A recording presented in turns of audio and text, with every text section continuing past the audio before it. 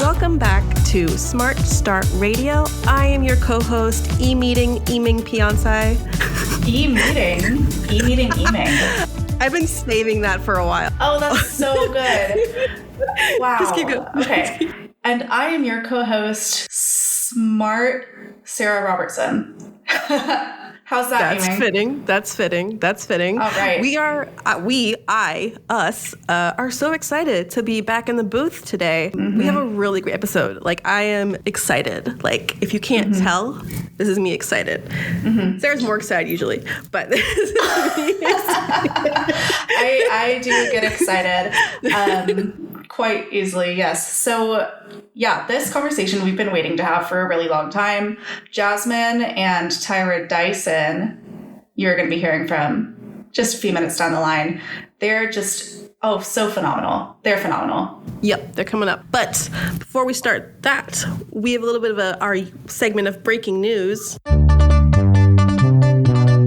So it's really weird to have a not a heady or dark topic, but introspective, at least. At the very least, introspective. Yeah. So this is a piece of breaking news that came out recently that kind of sent the media into a tailspin, and I envision, the meetings and tourism industry as well. So it brings up a lot of questions, and since this conversation is, sort of about equity and what equity looks like, this piece of breaking news felt appropriate because we're sort of considering what are the implications of what's happened. I feel like we're foreshadowing it too much. I think we should probably just dive into it. Yeah. So the gist. Yes. Sarah's really good at the build-up without telling you what it is. I'm a writer. I understand that. So with the breaking news being that Visit Florida seemingly removed their LGBTQ plus page from their website, which ? It's interesting. And so Sara had the privilege of speaking with who again? So I spoke to Jack Johnson. Great name, but not the singer. This is another wonderful Jack Johnson over at Destinations International, and he is their chief of advocacy. So essentially, his role involves being a representative for destinations, making sure that they all have a voice. And so I spoke to him to get more insight on what are the implications of what has happened. Because what happened when Florida removed their LGBTQ plus resource page from their website, which a lot of destinations and CVBs, DMO websites will have this type of page that show, what are LGBTQ plus friendly establishments, activities, and so forth in their destination. There are a lot of questions around, why this happened. Nobody knows exactly when it happened. A press release was never issued. And if you want to hear more about this at the time that this podcast is out there in your ears, there's a story on our website that I'm writing while we were recording this. Isn't that funny how time works? Can you hear her keyboard clicking? Well, okay, not right now, but I know. But yeah, so we're going to send it over to Sara with Jack Johnson now. So enjoy. Okay, I think that it's an interesting development that this has come up right after the conference in Tampa, because a really large focus of that conference was Don Welsh got on stage and said, Destinations International is not in support of boycotting destinations. And we know that destination boycotting has a negative economic impact on the local communities. And that was something that the conference really, really focused on. So that's something that I kind of want to dig into here. I mean, do you anticipate seeing calls for boycotting in Florida, statewide? Do you see any developments with CBBs in Florida trying to market their destinations as ones that are more welcoming in response or things like that? Some of this is to be seen. Just stepping back, my job is to look at these issues from all sides. And I think you can look at it when you're looking at its totality. I think you can argue that what the state of Florida has done in terms of removing the section on LGBTQ plus travel doesn't mean that they're not welcoming LGBTQ visitors. In fact, the governor has said on numerous occasions that everyone is welcome in Florida, and we are going to take him at his word and hold him at that word. I does think it means that Visit Florida has made a marketing decision, perhaps, to roll all-in LGBTQ outreach to the general public into their general campaign as opposed to a standalone. Now, whether that's a good decision or not, we will wait to see how it plays out. But it's important that, and I believe, and I trust in the people that I have talked to in Florida, that Florida still intends on marketing itself, positioning itself as a place where everyone is welcome. That said, as a gay man, I can say that it's also understandable that the LGBTQ plus community, or many of us in the community, would feel this change is misguided or even worrisome. Let's face it, we have not always been welcomed everywhere. We are not welcomed everywhere. We are not always treated equally. We have been harassed, had our safety threatened at various places, and continue in various places across the globe. The creating of these websites, sections of the websites, I think was a great way of a destination saying, we understand that, and we're reaching out to you, and we're welcoming you, and we want you to know that you are as welcome here as anyone else, no more, no less. And that's a good thing. Now, whether the Florida's new strategy works in terms of pushing out a greater inclusiveness or not, we'll continue to watch with great interest.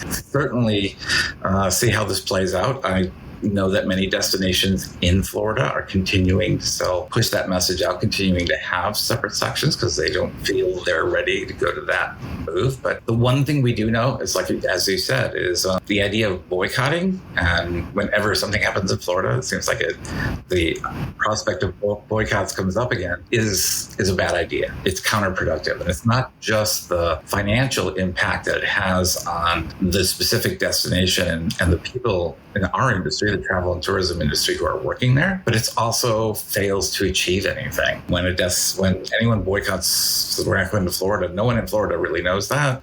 They usually get replaced with other visitors. During times of where I've seen great boycotts approached, I've also seen, as we have seen recently in Florida, record tourism numbers, record hotel collections. The thing to do, and this is what we tried to do with our conference in Tampa, was take a different approach, which is show up and get involved. Make a statement of what you believe in. And I think we did that. And you saw Don do that from the stage. Engage those communities who are saying they feel marginalized. And we did that too. We reached out to a lot of the communities within Tampa itself. We sent out as welcoming message as we can be. We were basically saying, Governor, you said we're welcome, so yeah, we're here. But that doesn't mean we're not going to be quiet. And I think that's the best approach. People make in destinations, it's really up to Floridians to make that impact, to change things. And what we can do is do what we can do to empower them. So that's showing up, that's so they can still have a job, that they can have the time to then turn to lobby their legislators and work their political system. Boycotting rarely, if ever, achieves that type of goal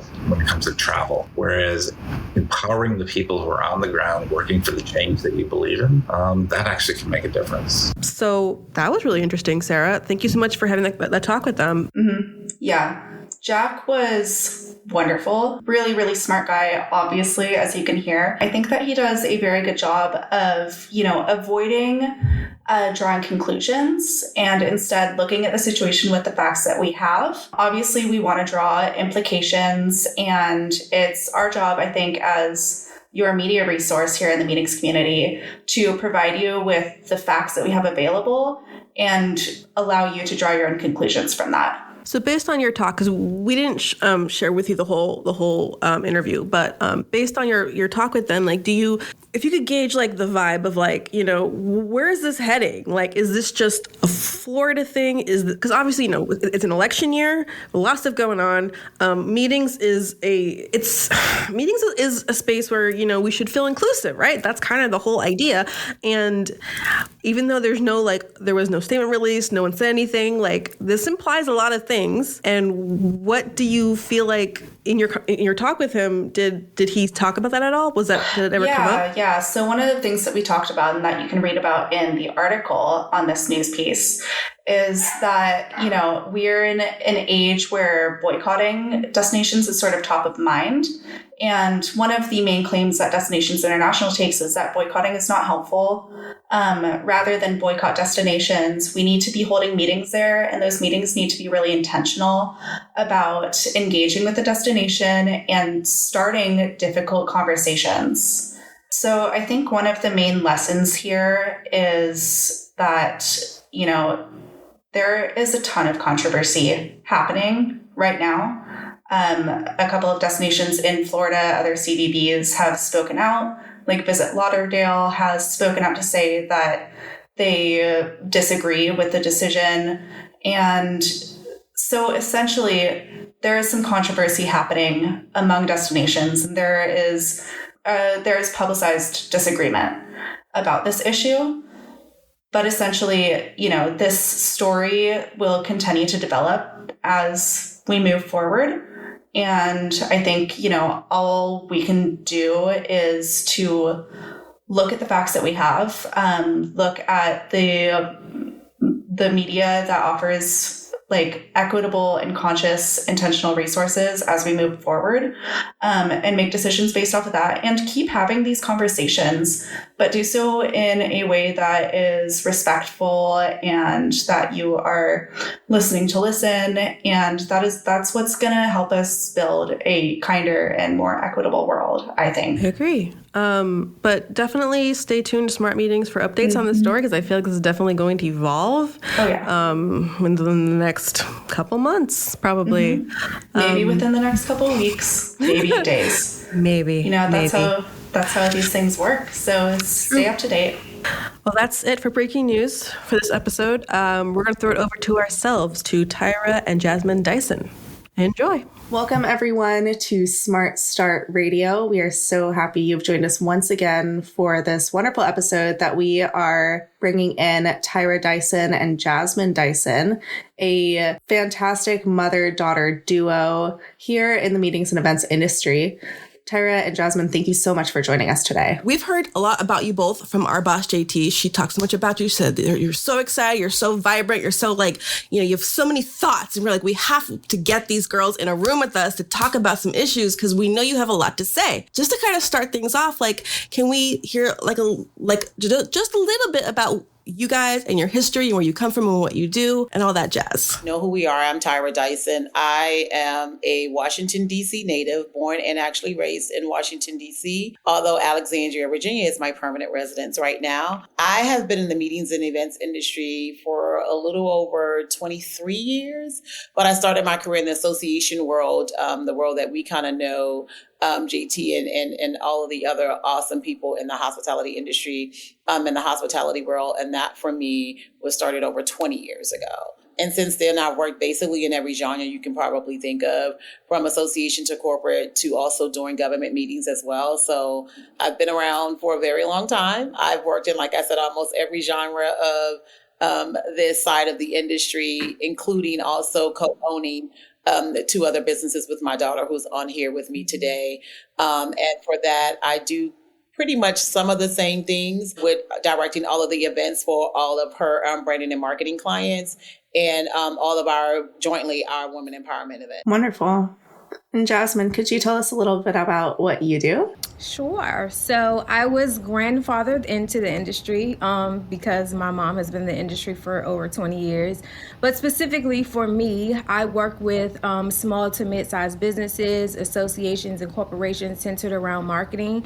So my kind of wheel of influence is how to create more engaging experiences, how to get marketing that's more exciting, that kind of drives registrations and results to get people out to your events, and then how to nurture those relationships over time so that people want to come back year after year. So over about 10 years ago, I started to study and specialize in marketing, specifically around branding and brand building. And now I've kind of morphed that into digital marketing and all the things that kind of encompass what marketing is today, which looks very different from the marketing that I studied in college. But it's exciting nonetheless, because I get to keep, on my toes and learn new things and kind of try out new trends constantly. So innovation and strategy, that's kind of my spark and where I really thrive. And so that's kind of a little bit about my background and what it is that I do. And the two of you own and operate a business together, is that correct? Yes. So the Brand Xperience Lounge is a strategic marketing agency. That's my baby. And so that's the organization that we work with together. I do a lot of the marketing, branding, all of that stuff. And then she comes in and helps us with our event management and execution. Wow.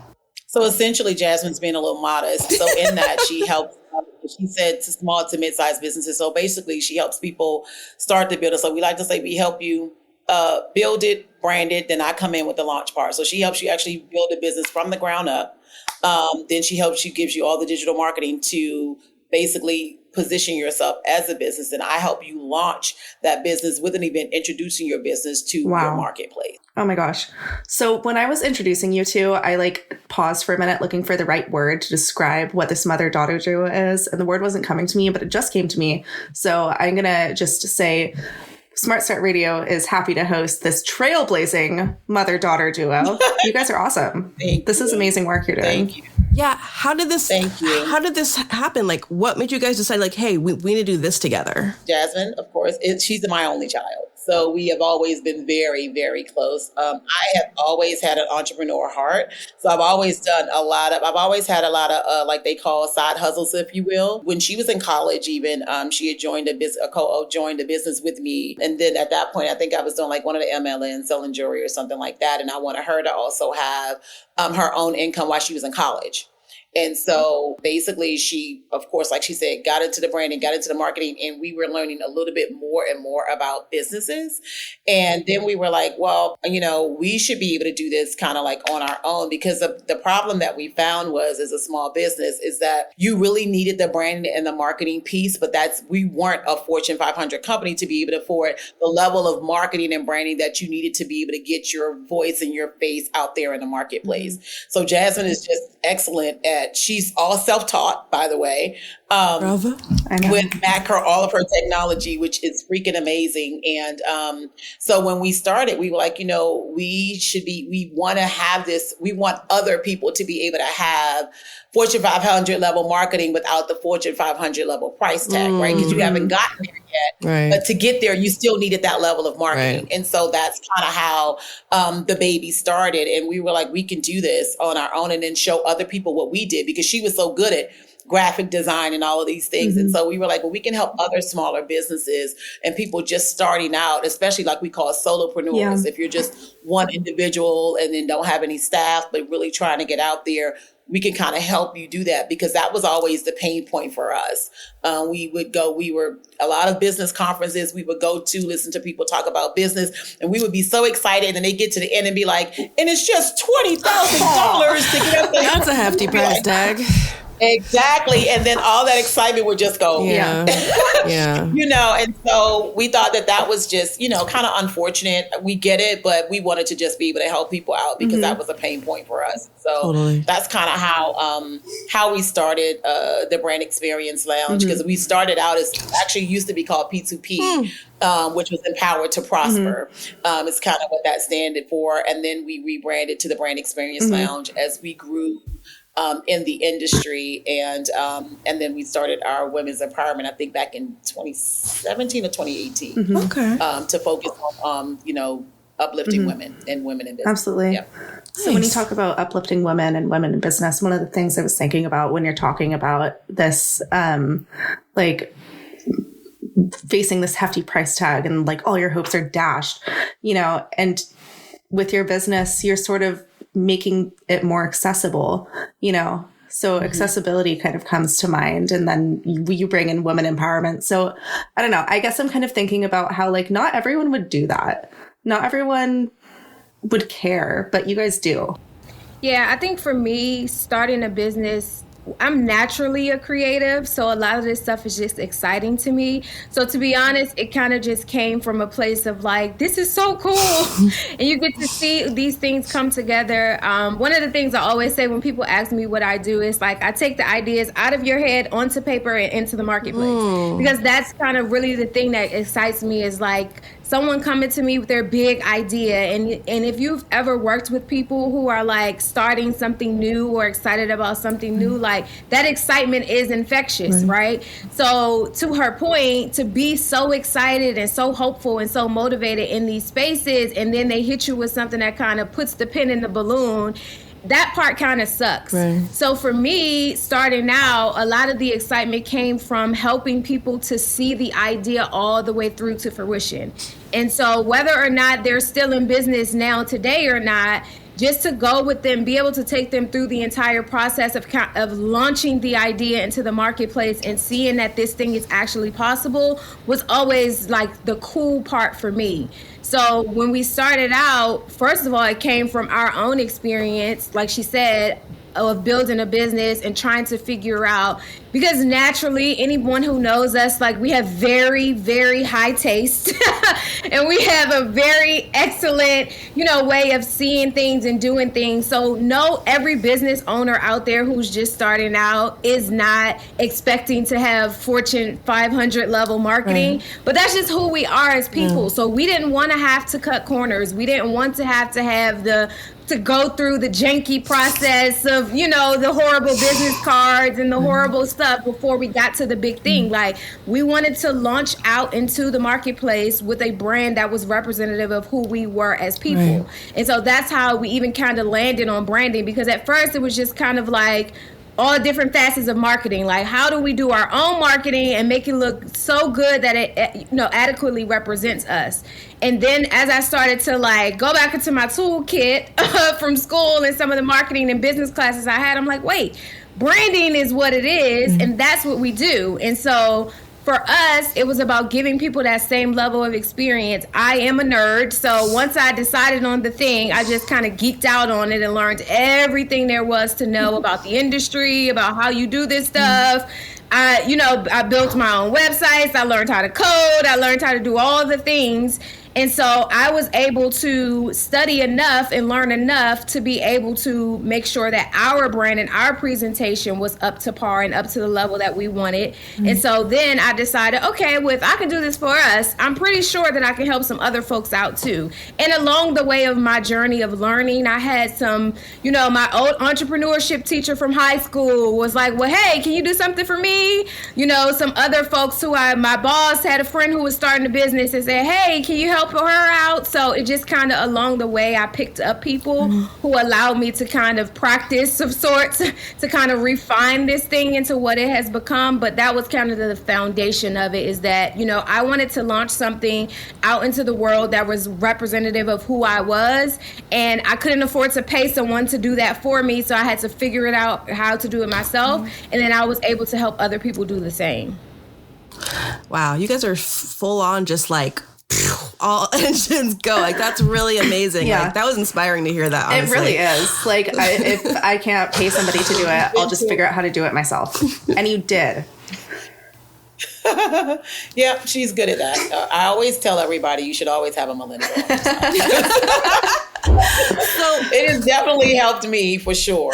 So one big reason why we want to talk to you guys was one question we've been talking about, at least in our office, is that, our industry has a lot of females in it. It's very female dominated. But the issue being is that a lot of the time we're not up on the top, C-suite level. And so we're just kind of wondering, why do you think that is? And what can be done to shake that up? How can we be more empowered to take leadership roles in an industry that, even though there's so many of us, it's not really always an option. Yeah. In this industry far and wide, there's so many women. It's women dominated, but in the C-suite, this industry's C-suite is male dominated. True. And I think that we all kind of know the answer to that. This is something that's been an old adage for centuries, unfortunately. And I think because the world in and of itself is male dominated, though. And I think that's first and foremost, the main reason why. And honestly, why I think we can say our industry is dominated by women, to be perfectly honest. I think if you think in the grand scheme of things, if you think association executives, hospitality executives, all of those people, and in sales, but even more particularly, those are all male-dominated fields in our industry. So I honestly don't really think that it is dominated by women. It's dominated by women as meeting planners, from a meeting planner perspective. But when you talk about hospitality sales and hotel sales, CPB sales, that's a tech side, the AV providers, those are all male dominated, right? And then when you get to the association executives too, a lot of times those CEOs of these associations are male. Even the very few African American CEOs of associations that I do know are male. So I think that, it's the old adage again. I think because the world in and of itself is male dominated, and I think unfortunately it still is a bad stigma. And then like women, like we just can't hack it, right? Or we just don't know all that we need to know to be able to be successful in this particular field. And I think men being men, unfortunately, a lot of men don't want to work for women. So how does that happen, right? At the C-suite level, because those men would have to then answer to a woman. And so I think even what we're looking at, in our political purview, I think that has been the same thing, whether it's with Kamala Harris or even Hillary Clinton. I think the world is still not ready for a woman CEO, if you will, if that makes sense. And I think that is part for the course when we are trying to reach and climb. And absolutely hats off to the women who have made so many strides. There are a lot of women in C-suite positions, just not enough, right? Or a lot of the women who are qualified to be there aren't there. And I think the main reason still is because it's very hard for men to answer to women. And I think they can tend to keep using the excuse is that somehow we're just too emotional or just too fragile. So when the going gets tough, we won't be able to hack it. And so they hesitate. We could be a number 2, but it's very difficult to make us a number 1. And that's unfortunate. Jasmine, if you have any thoughts, but that's just... 2 things. I think, first of all, when we have conversations around diversity, equity, and inclusion, I think that a lot of times people operate in groups of silo, which dilutes the entire conversation. And so if we aren't intentional about diversity conversations when it comes to Black folks, or when it comes to individuals with disabilities, or when it comes to groups, other social groups, then if we allow those groups to be ousted in their, particular silos, then the larger conversation of diversity, equity, inclusion gets lost and diluted. And I think that is one of the issues that not a lot of people are addressing, because if we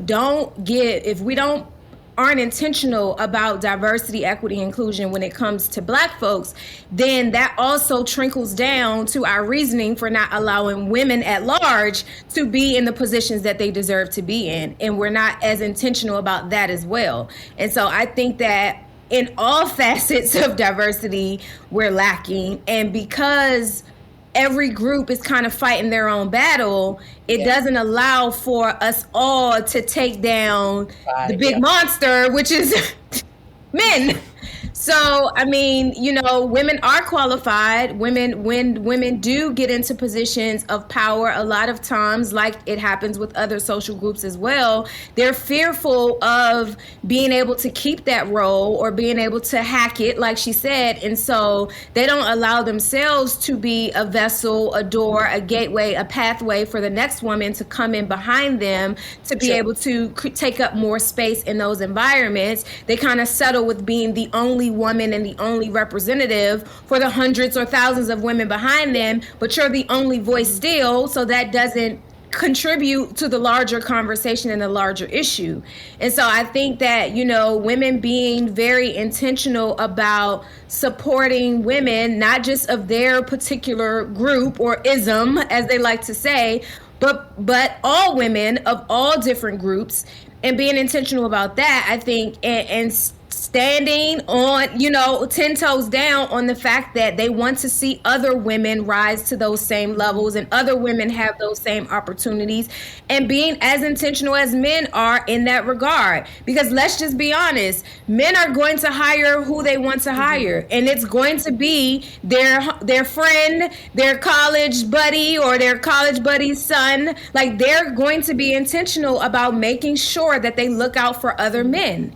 And women and other groups who are traditionally marginalized don't take that same approach. I understand it's mostly out of fear, but if we don't take that same approach, then we'll continue to go down this rabbit hole of doing the most work and receiving the least reward. And so that's kind of where we are right now.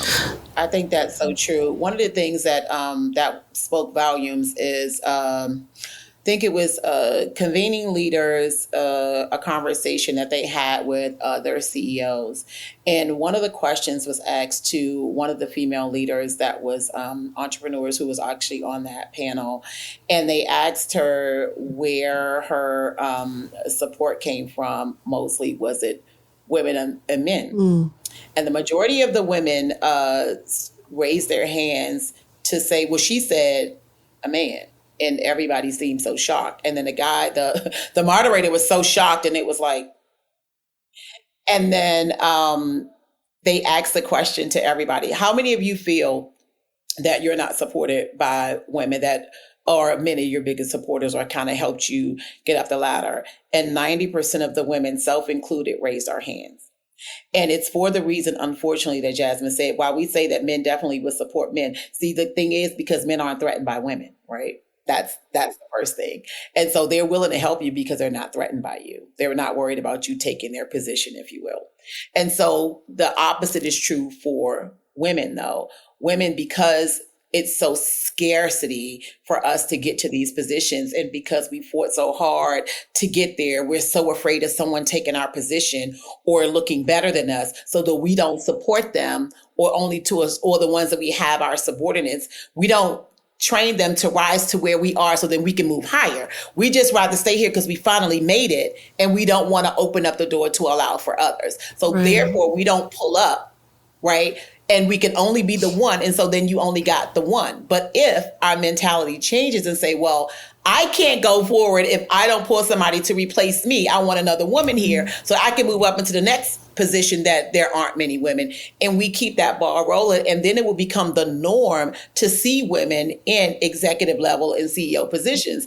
But we are so threatened because it can only be one. And I finally made it, and I don't want nobody to take my place. Yeah. Then you just got the one. And then it's not the norm. If it became the norm to see women in these roles, wouldn't be an issue. Fine, I know women can do it. A man wouldn't hesitate to hire a woman, or boards, right? A lot of times these things are governed by boards. When you get to a certain level, they wouldn't have the insecurity about hiring a woman at the top because they know that she can do it. The problem is they don't see enough of us in the positions and don't think that we could successfully succeed. And so therefore it doesn't happen. But to Jasmine's point, the women have to be secure enough in their position. If you know you are great, you got to go for it. And you have to be okay with training other women and pulling other women up in your position so that you can continue to move up. And then it just becomes a norm. The best person gets the job, period. I think that, sorry, Eming. No, go ahead. Well, I was just going to say, I think that you make a really important point when you bring up like competition between women. I think that competition between women exists far and wide. It exists in grade school. It exists in the workplace, and it just sets all of us back.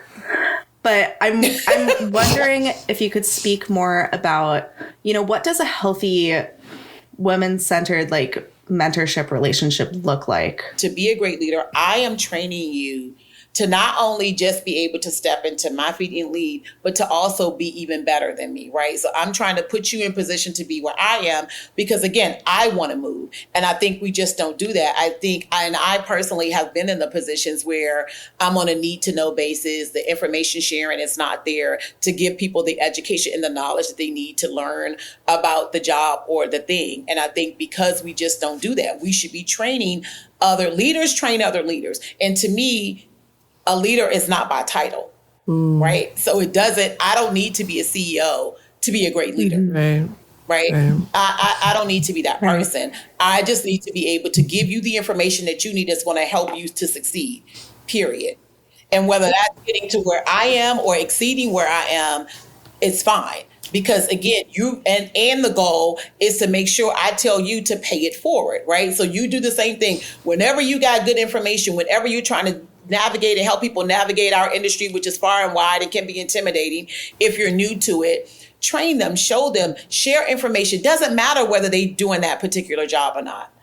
Share the information, give them the knowledge, and help them. And I think that is really the main thing. We have to train people and be okay with it, with training other people to be leaders. Leaders train other leaders, and you want to do that. And I think that is the thing that we really need. If we get there, I mean, forget about it. Forget about it, because everybody will not be just such in a cocoon that they just don't know. Open, share the information. It's okay. Nobody can steal your position from you. You are who you are, right? And if you are who you say you are, nobody will ever be honestly able to really, truly take your position. I think for me, a great mentorship relationship involves just as a mentor being a door opener. So introducing the person that you're mentoring into spaces, into environments that they may have not been exposed to before. Because one thing that I know and throughout my journey of life in general is that exposure is everything. So a lot of times mentorship is kind of like this, raising a child conversation where you're molding this person and who you want them to be or into you a lot of times, versus just being a door opener, opening the door, introducing them into the room, having them, placing them in certain environments, introducing them to the right folks, getting them access to the right resources and information so that they can take all of those things for themselves and build the life, the career, the business, whatever that they desire. And I think that is what the hallmark of good mentorship is, because a lot of times those relationships kind of get convoluted when you don't get the position or the person doesn't come work for your company or, so on and so forth. It becomes a little too personal. Versus as a mentor, me just being a door opener, if I expose you, like she said, the events and hospitality industry is so vast. So if I'm mentoring someone who's an emerging professional in the industry, it is my job just to open all the doors to the right people, to the right places, to the right information, to the right conversations, and allowing them to take all of that stuff in, and then helping them to facilitate a plan for their life and their career that makes sense for them, and not necessarily doing it for them or giving them all the answers, but just being a resource so that they can kind of build their own relationships, build their own resource, diaries, get their own knowledge and tools and figure things out for themselves. Because to her point, as a leader, it is your job to build other leaders, but leaders need a level of autonomy as well. So you have to be able to make your own decisions. You have to be able to know your own things, and you can't be so heavily reliant on another person in order to get the job done. And so for me, the hallmark of good mentorship is just opening the doors, giving you the right resources and information so that you can, take what you will. I like to say, eat the meat, spit out the bones, right? Take all the things you need to develop the plan and the strategy that works for you, and then helping you fine tune it along the way. It's an ever evolving relationship. And even once or if we get to the point where we need to bring in some other folks because, I can no longer serve you, being, knowledgeable enough and humble enough to say, well, maybe I should pass you off to this person, or maybe I should pass you off here to that person or in that direction so that you can get what you need. Yeah. I mean, I would say even right now, I've always been kind of the mama bear, especially to a lot of the millennials in our industry. And maybe I had an affinity for it because I had one, but and I watch them today being very successful. I see people who were salespeople in hotels when I was visiting a hotel in other cities who are now on a different side. And because I walked in, it was like, hey, do you know about PCMA? Hey, do you have access to this? If someone told you about this organization, do this on your own, even if they won't pay for it, because I'm also a believer that you cannot expect somebody else to pay for your education and for your knowledge. If you believe it enough that in yourself that you need this, make the investment in yourself if you're really trying to get to that next level. But I watch where they are today, and I'm so very proud of them, because these are all people that I just said, gave them information, introduced them. Hey, do you know such and such? Brought them into the room, no matter what their position was, and made them feel like they belonged, right? And I think that's the other thing. It's a sense of belonging. Mm-hmm. And sometimes people are like, "Ooh, you're this title, and I'm this, and ooh, no, I'm not no better than you." Right. Titles don't make you. No, they right? don't. And so at the end of the day, if you make people feel like they belong, then they get comfortable. And if they feel comfortable, then they will want to proceed. Then they'll ask questions. They'll get the extra knowledge. Then they won't be afraid to soar and move forward. But I think it's when we act like you're not ready for this, or you haven't been paid your dues, which is a thing that I really hate to hear. that kind of thing, then you make them fearful of really trying to pursue something that they may really want to do, or thinking they're not ready yet. We'll make them ready. Give them the information, bring them into the room, give them a seat at your table, let them hear, let them share. And like she said, then they can take that knowledge to become their own individual and figure out what their success or their career path is. But it's opening the doors, it's sharing the information, it's doing that. Because I know for me, when I started, I had one person do that for me, and I understood how powerful that was. And then I continued to do it for other people because I know how I felt when first coming into the industry. And so I make it a point to make sure that I do that for all the emerging leaders, which is the reason why I'm still on that committee today. Actually, I was on that inaugural committee and still serve on that committee today when it first started. Wow, that's really cool. It was called Emerging Leaders for PCMA when it first started. Some emerging Awesome. now, but 2005 was the first year. But I've always served on it because I believe in that next generation, that future. We need them because that's how we continue to grow and stay innovative. Yeah. So is that, in your opinion, like how we can become a more like, I don't want to say feared, but just a more just a group that's taken more seriously in Like terms powerful? of like Absolutely. Here's the thing. The one thing that I have learned for sure is at the end of the day, it's kind of the old adage. It's not, they say, it's not what you know, kind of who you know. That part is true. But I think more importantly, and they put it in layman's terms in what they say today, the person who have influence is king. So it doesn't matter whether you are the CEO or you're a big executive or whatever. If you don't have influence, you have nothing, because that means you don't have the ear of the people who matter. If that makes sense, right? That means you don't have the relationships. Right. And so I have been able to get a lot more done than a lot of executives that, hold really big titles. And that's because of my relationships and because of my... How do you form those relationships though? How do you build that influence? Authentically being who you are. And I think it's contagious, right? One thing about me and people who met me 20 something years ago in this industry to today, Tyra Dyson hasn't changed, right?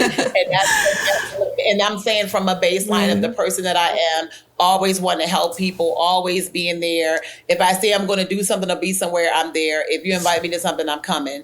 And yes, it was tireless. It's nice sometimes. I didn't feel like it, but if I say I'm going to be there. But one thing in one of the businesses that I talked about earlier, we always said you had to show up to blow up, right? And so you never know the conversation is going to happen when you're in that room. And then so many times I was like, dang, I was glad I came because I made a connection that I might have never been able to make if I didn't go, right? I got to meet the person that I was looking to meet to help me in another thing, right? Or I was there, the help that they were looking for.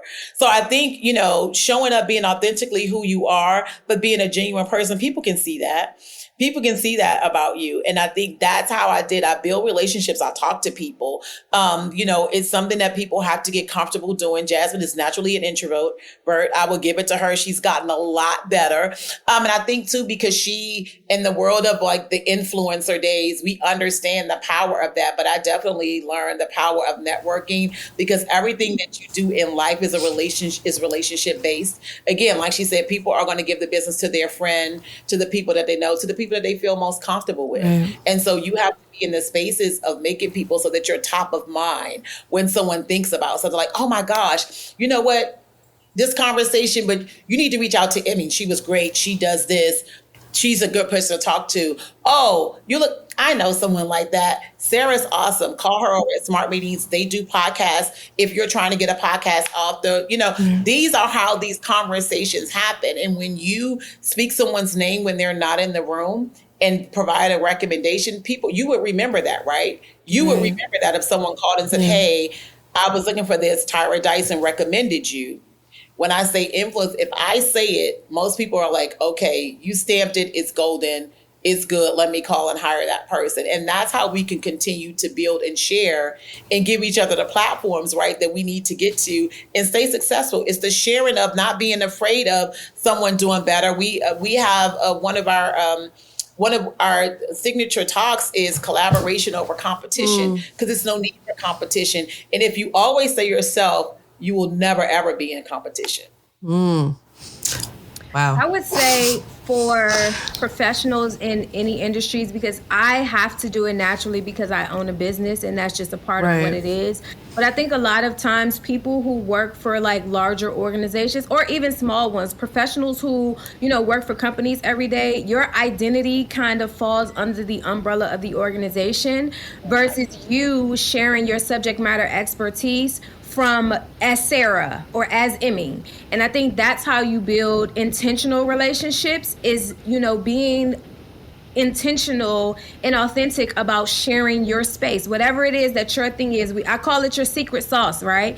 Whatever it is that you specialize in, whatever it is that you geek out on, whatever it is that you could be a resource to some other person for or about, being intentional about sharing that knowledge, sharing that information, sharing those resources with people, and then asking them for connections in other areas, right? Hey, I am a producer for podcasts. If anybody is looking for, you know, information, want to start a podcast, let's have a quick coffee chat. Like, that's something easy. It'll be a 15-minute conversation that you can have on the phone with somebody, but they may come, you know, and you can say in the same conversation, I'm looking for a resource in this. And so you guys come to the table sharing intentional resources and swapping connections that you both can use. And then that's how you continue on. A lot of times, folks who work in certain, you know, environments and organizations, you wait for the big industry conference that comes at the end of the year. You wait for the big networking event that everyone goes to. And that's your one and only chance to build intentional connections with folks. Where right now we all have the internet. So anyone can get on LinkedIn and say, hey, I'm so-and-so, this is my thing. I'm looking for someone who specializes in this. If you're that person, let's connect. I want to build, a connection with you. And so that's a way to kind of start to build those relationships without having to be, like she said, the extrovert that goes to any and every event that people invite her to. Now, it works. It absolutely works, because her being present and being visible has, been a huge part of her success in her career. But I think the most important thing about it is being intentional. So her intentionally showing up for everyone every time she's invited somewhere has garnered her a certain level of results. So the same could be applied in other facets as well. As someone who has called myself an introvert my entire life, and only in recent years have I sort of learned to emerge from my shell. But I don't believe that, but sure. I've gotten better. But like Jasmine, you've had to work for it to just be a little bit more outgoing. But I was, oh my gosh, so shy when I was a kid. I had such a hard time talking to people and making friends. Anyway, all of that being said, I do think that, introverts, it can kind of be a superpower too, because as much as Tyra can go out to these events and make these connections, you prove your reliability by doing so. And Jasmine, I think that being in more on the introverted end of the social spectrum here, it's you can really, really nail those deep personal connections and prove yourself to be trusted and honest and authentic. And it's earned. Yeah. I think just being who you say you are, doing the thing, right? If that's who you say you are, then just be that person. But I do think you do have to have a certain level of sharing. And I think that's the thing that Jasmine has definitely gotten better at, is that she is so super dope. But I don't think that she shares it enough, especially being a business owner. And unfortunately, we do know, it's unfortunately it's almost in this world that we currently live in the social media age, you kind of have to show it, right? And at the end of the day, people are taking it for real or for whatever it is. But if you don't present it and show that, because people who are not even as talented as she are millionaires and multimillionaires, because some of them are her clients.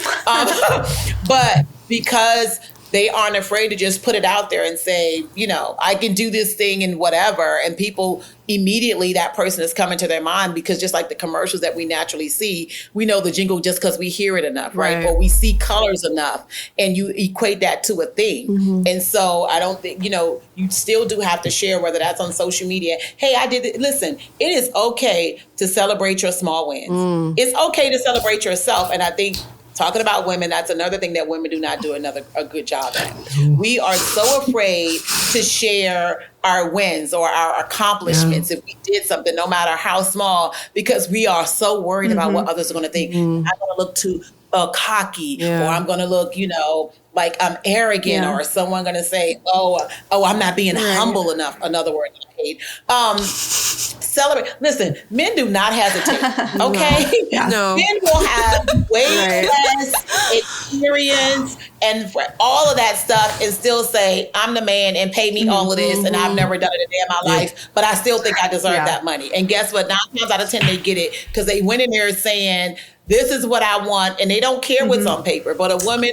We will be qualified for 19 out of the 20 responsibilities that job is asking for. And because we don't have the one, we won't apply. Right. I think that Men will come in with 50% don't care and then tell you what they want to be paid and get it.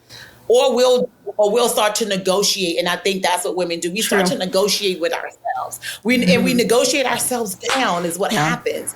Share those small wins. I don't care. Like, here's the thing that I really love right now. I see on LinkedIn. Now, every time somebody, forget an award, when they get a certificate, they're like, just got this new certificate. I love that for us because we would never have done that before. But because other people started doing it, what happens? It makes other people more comfortable about doing and sharing their accomplishments, no matter how small, because it's the small wins that lead you up to like the big thing, right? And so it's okay to share. Share what you do. People, I don't share. I don't share that. That's personal. Well, listen, the one thing that we found out during the pandemic, Jasmine and I had trained so many people, and we kept telling people that got these side jobs because their job wasn't paying enough, and these women were trying to make the ends meet, and they were excellent at these other things, and we kept saying, okay, now shit, oh no, I got to keep that separate. Right. Why? But when the pandemic hit and you lost your job and you didn't know where your next meal was coming from because you did this thing for 20 something years, and you always was a great, excellent cooker or baker, or you made things that you just kind of sold at your kids' bake sale that was very.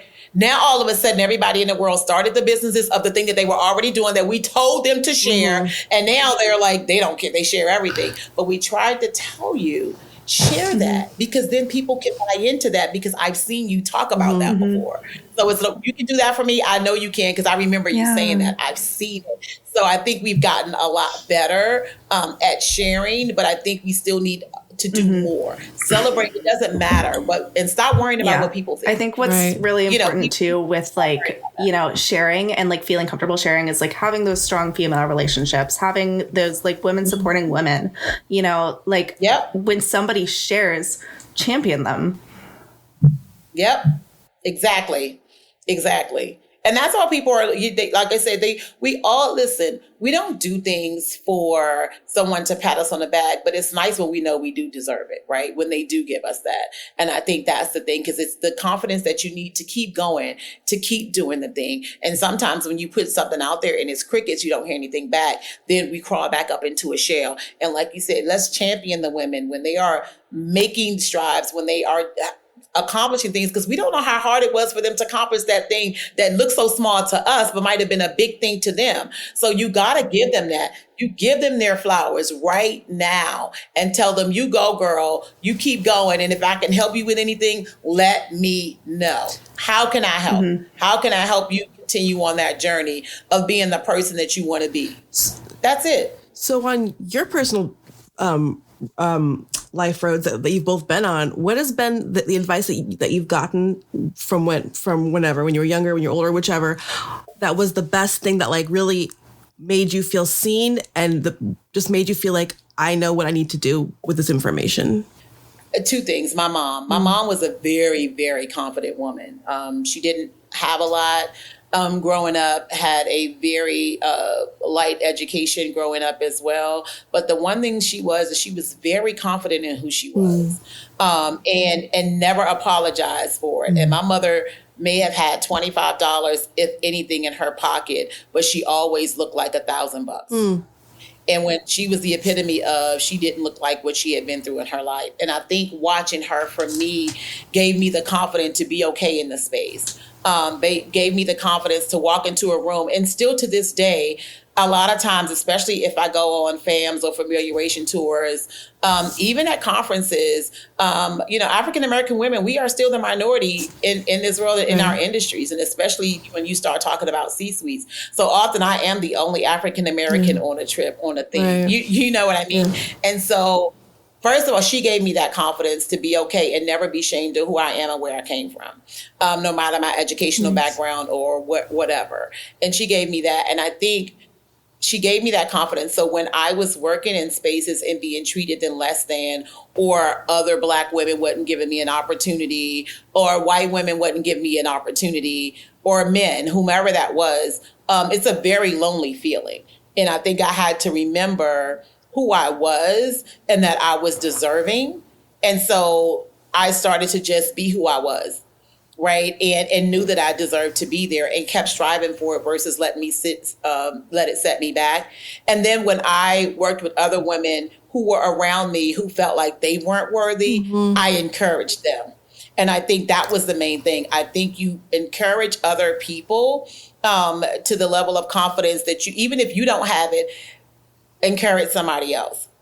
And so maybe watching them succeed will then give you the confidence to go ahead and do it. Because a lot of times we can do for others what we can't do for ourselves, right?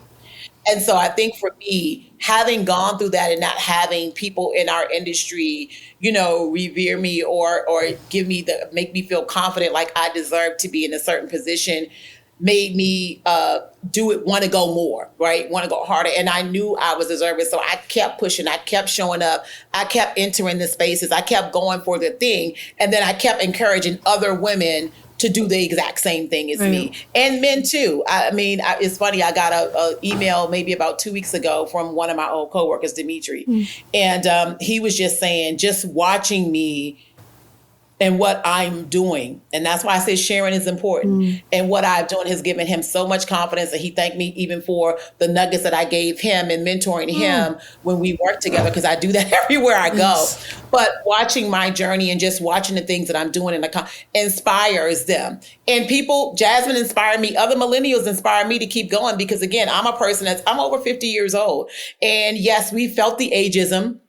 I have to say it, in our industry and being pushed aside or we don't know. And, we need to go, not being looked at, now is that we can still go. And I'm like, no, but they inspire me to keep going. And people my age and even older inspire me to keep going. And that's why the sharing part is so important because they're inspiring me. I'm like, you go, girl. Now, if the industry was as wide open when I was their age, I probably would be even further. But I think I'm always where I'm supposed to be and doing the thing that I'm supposed to do. So it's good because maybe it was to help you guys get the confidence so it was easier for you coming in. And I think that for me is the thing. So I learned by being in, and when the person took the time, and I have to give him a shout out, Victor Robertson, he left the industry not long after I got in, but he had already been in for 20 years. But the first thing that he did was, he was very well known. And it's like, if people walked up to talk to him, if we were standing together and, Victor, he would pause and say, do you know Tyra? That made me feel like I belonged. Like, don't discard this person because do you know Tyra? Tyra, and then we were introduced. And I, to this day, do that for everybody. So that is one of the great things that helped me. And I made sure that I reciprocated that with other people because it's hard, like you said, when you don't know people, and people sometimes can discard you like you're not important enough to even be introduced. And so just that one small thing give you the confidence to make you feel like, okay, I belong in this, and thank you for that. And I know what that meant for me. And then I continue to do the same. It really thing. makes all the difference to lift each other up. How about you, Jasmine? Yeah, nobody is too small. I would say for me, similarly, because we are related. So I too grew up with a high level of confidence. I've always forever believed that I could do anything. And I think that level of belief, thank God, has carried me throughout my entire life. Like I told you that. I really have a massive belief in myself. And I think that a lot of the things that I've been able to accomplish is because I don't believe that it's not possible. And so it's kind of like a childlike ignorance almost. And so even in the mentoring that I do with young people, I always tell their parents, like, allow them to keep that childlike innocence and that childlike belief. Like, when you're a kid, you don't believe that anything that you say that you want to become in the world is impossible. You just believe that. You just say you want to do a thing and it's just going to come to fruition in your mind. You don't believe that there's any barriers to success. I think life and life experiences teaches us that there are limits, that there are boundaries, that there is maybe not enough for everyone else. But when you're a kid, you just believe that the world is an oyster and everything is possible and the sky is not even the limit. And so for me, one of the things that I've had to do in my entrepreneurship journey, because it is tough to keep that level of belief, is just to constantly remind myself of that childlike innocence, of that childlike belief that anything is possible. And so, you know, the world we live in and social media and seeing other people's successes does help to be able to keep that. But I think it's something that you just have to really practice and really be intentional about for yourself and give that to other people as well. I think, you know, I, even as a business coach and people who works with people who have big ideas, I never tell anyone that their idea isn't possible.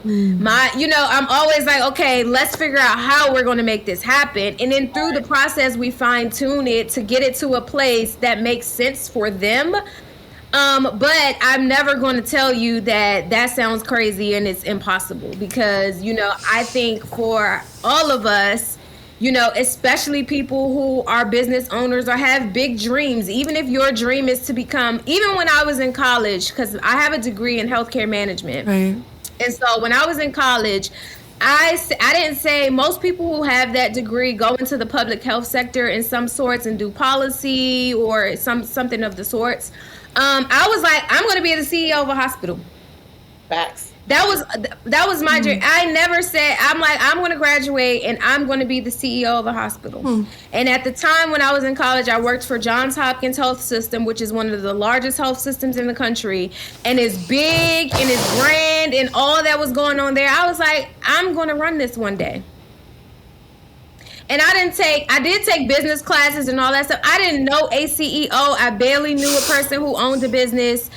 In my mind, I'm just like, I'm going to be the CEO. I'm not going to settle for being the manager here or the person there that pushes the papers. Right. I'm going to be the CEO. Right. And that was always my mentality. So even when I started a business, I never believed that I couldn't be the CEO of this thing, because I'm like, I'm supposed to be the CEO of Johns Hopkins. You know, in my mind, and I say that too a lot of times, especially for women, because like she said, it's so easy for women to talk themselves out of their dreams, to talk themselves out of their goals, to talk themselves out of their big ideas, especially because a lot of times for most women, it's not just about them. You have families, you have children, you have other responsibilities that a lot of times you put before yourself. So it's hard for you to believe big for the thing that you want out of life, because you have all these other things to contend with. Whereas on the other side, men could have children, they could have families, they could have other responsibilities, but they understand that prioritizing themselves and getting themselves to the highest level of fulfillment, of success or whatever, contributes to everybody else doing well as well. Right. And for some reason, as women, we don't connect those dots. We don't believe that if I go to the highest level of fulfillment, of joy, of peace, of success, then I can be a better mom, a better wife, a better friend, a better whoever to all the people that are connected to me. Right. And so for me, it's always a constant reminder to keep believing big. Anytime I'm coming up with a new idea, whatever initial number I come up with, I'm like, no, let's double it. Because in my mind, I need to see it much bigger than the innate thing that comes to me, because that allows me to really go for it and really stand and really get what I deserve. Because most of us aren't trained in our minds to initially ask for the thing we deserve. We ask for the thing that we think we can get, or maybe a little more than that, but never all the way to the top, the big thing that we deserve. And so I always have a mindset of like believing bigger than the initial idea that I've always had. Because women are always trying to make the other person comfortable. Right. And so, like she said, we won't ask for the big thing that we really want. We'll ask for what we think is going to make us comfortable and not make somebody else uncomfortable. Right. Yeah. And so, therefore, again, we do it ourselves down. And then we think we're doing something and we're like, okay, oh, I really want this, but I'm not going to ask. I'll just go in the middle. And then we ask for that. And they be like, okay. And they say it too quick. And you be like, damn it, I should have, right? How many times I should have asked for more, or I should have did that. Right. And I think we just don't automatically go for the North Star, right? We just go right middle of the road because we don't want to talk ourselves out of the job, so we don't want to do that. And again, we're so innate, and I think we do that too much in our lives holistically with our children, with our spouses. We don't do the thing that we want, right? We do the thing that we think is going to make us comfortable and not make somebody else uncomfortable. Right. And so we're always trying to please. But at the end, I think it's bad for us because then we become resentful. And then later on, when you have an empty nester and you're like, I could have did this if I didn't have you, if I didn't, you support. So then now you living with a sense of resentment. And I'm saying at the end of the day, one of the things Jasmine always says, and to her point, she has said it. And because, of course, I do come from a different generation. And I was like, what? No, but she's true. Why can't we have it all? Why can't I be the mom, the wife, the CEO? Why can't I have it all? Because guess what? The husbands are the husbands, the dads, the CEOs. So why can't moms? The husbands can have it all. But for what reason is the moms can't? They can be a husband. They can be a dad. They can be a CEO. All at the same time. But for women, we like, well, just when the kids get here, then I'll do this. And then when they do this, but he got, like, we always put ourselves on the back burner, but I think you can absolutely do it all, and you have to believe that you can. And then everybody else will fall in line, and you create your boundaries at home, the same with your family and your children and your spouse, the same way you create boundaries at work. And like, hey, this is my goal. This is what I'm trying to do. And so you guys do your part so mommy can do her part. Husband, you do your part so I can, you know what I mean? And we work this thing together. And if people aren't in line with that, you got to put you first at the end of the day, because that's how health issues and all these other things. I think far too many women, and we're not talking about that, but I do want to address that, is I have seen far too many women in their 50s are dying and below are dying. Health disease, heart disease, having strokes at 50. Who does that at 50? You know what I mean? The stresses of the world, of the workplace, of the family, we let all of these things consume us. And I think we have to take care of ourselves first. And that comes from whatever makes you happy, do that thing. And everybody has to fall in line. So, Smart Start listeners, we have a couple of phenomenal additions to your toolbox. Thanks to Tyra and Jasmine. Believe in yourself. Believe in yourself, believe in yourself, believe in yourself. We cannot say it enough. And in the words of Jasmine Dyson, just like, oh my gosh, I forgot what you said. I'm sorry. You said something beyond believe in yourself that was beautiful. I said believe bigger. Believe bigger. Yes. Believe yes. bigger. You know what you said? You know what you said, and I'm never going to forget this again. Do not talk yourself out of your dreams. Do not talk yourself out of your dreams. So that's the second tier to believe in yourself. That was poetry. It was. And I'm actually never going to forget it. I'm going to write that down. And be authentic to yourself. Believe in the authentic version of yourself. And when you see that happening and you see somebody else succeeding in doing that, lift each other up. Lift up your peers. We cannot do this alone. Tyra and Jasmine, thank you so much for being here today. You're absolutely welcome. Thank you for having us. Thank you for having us. Of course. Thank you so much. Again, we want to thank Jasmine and Tyra for making time for us today. I could have talked to them longer than we did, but we had to cut it. So, but it was great. I really, really enjoyed that. I want to have like a 4-hour lunch with them and continue this conversation because it was so amazing. We're buying though. You know that, right? We're buying. Oh, we are buying. Yeah. This is amazing. Thank you, our audience. Thank you, Sara. Thank you, our lovely ladies. Thank you, Eming. For I guess my role as Ultimate Older is to bring you up. So here, mi Gwenleg, Sara. Thank you, Eming. Thank you, Eming. Eming has been a wonderful mentor to me and a wonderful partner to me. Shh. We don't say this. We don't say the M word. I just have to say, I think that, like, you know, over at Smart Meetings in our office, you know, like we have a really strong relationship with our women coworkers, and like it's a very like woman-centric company. Like we have a lot of really powerful women in this company, and it is admirable and inspiring. And if we talk about lifting each other up and celebrating successes, you know, I think that we all do, and it's just inspiring. Yeah, I think a lot of things that they said reminded me of like things that have happened to us, or like the better side of things. Like, I felt very hopeful listening. Me too. It was like, you know, like there is a way to be a woman and not make someone else feel bad. You know, that is a thing to do. We can lift. It's not a race against each other. Yeah. We're supposed to be a unit. Yes. And we should. Like in any industry, we should have a community of like, you know what? There's a power above us that's always going to be above us, but how can we at least get to the level where we're, you know, near them? Yeah. And I think they really touched on that. I agree. And I really appreciate that. I think like the biggest takeaway is that we lift each other up. We do. So lift Smart Meetings. Go on, Smart Start listeners. Smart Start. Lift yourselves, lift your peers. And we'll see you next time. You've been listening to Smart Start Radio, a Smart Meetings production. Interested in being our next guest? Connect with us at editor@smartmeetings.com.